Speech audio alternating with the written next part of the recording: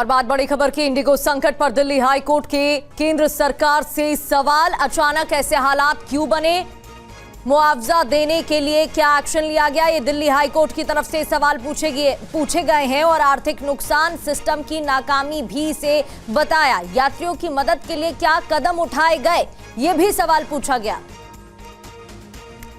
जितेंद्र भाटी हमारे संवाददाता हमें ज्वाइन कर चुके हैं। जितेंद्र, दिल्ली हाई कोर्ट के केंद्र सरकार से कई सवाल, इस दौरान क्या कुछ बातचीत हुई?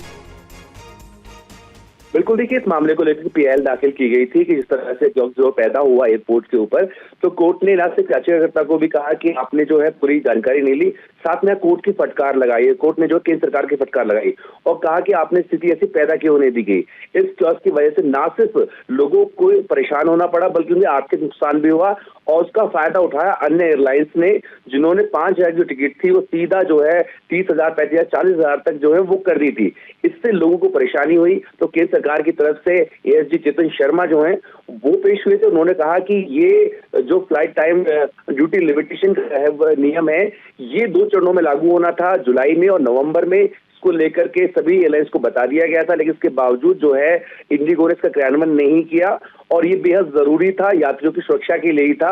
लेकिन कोर्ट ने कहा कि इस मामले में आपने जो है तैयारी पूरी नहीं की थी, जिसकी वजह से ये कियोस्क हुआ और ऐसे में आपकी तरफ से क्या क्या कदम उठाए गए हैं। और साफ तौर पर कहा कि आपकी वजह से लोगों को इतनी दिक्कतें हुई हैं और इसको लेकर के पहले ही तैयारियां की जानी चाहिए थी। तो इस पर जो है केंद्र सरकार की तरफ से कहा गया कि हर जरूरी जो प्रिकॉशंस थे वो लिए गए और जो फ्लाइट के फेयर है उन पर भी कैप लगाई गई और केंद्र सरकार की तरफ से इसमें समय रहते दखल दिया गया और स्थिति को सामान्य बनाने की कोशिश की जा रही है। लेकिन कोर्ट ने साफ तौर पर नाराजगी जाहिर करते हुए कहा कि आपकी वजह से न केवल यात्रियों को काफी परेशानी का सामना करना पड़ा बल्कि उन्हें आर्थिक नुकसान भी हुआ और जो किराए हैं अन्य एयरलाइंस से बढ़ाए। बिल्कुल, उसका फायदा अन्य एयरलाइंस ने उठाया। बहुत बहुत शुक्रिया आपका जानकारी के लिए।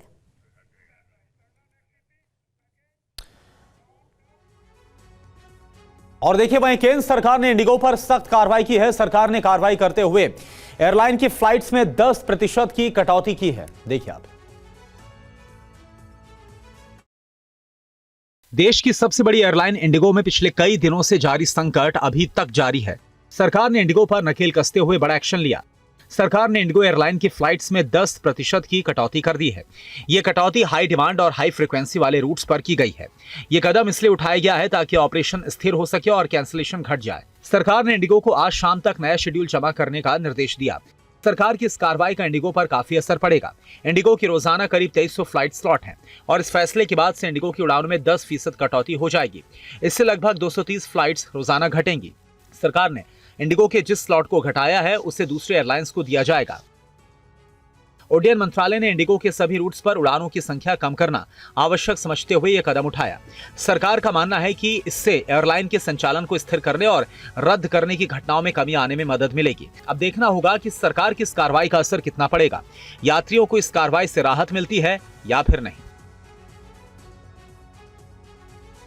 और दिल्ली एयरपोर्ट पर एक यात्री को बिना बताए कनेक्टिंग फ्लाइट दे दी गई। दुबई से दिल्ली पहुंचे यात्री को गुवाहाटी जाना था, लेकिन उसे जयपुर होते हुए गुवाहाटी का बोर्डिंग पास थमा दिया गया।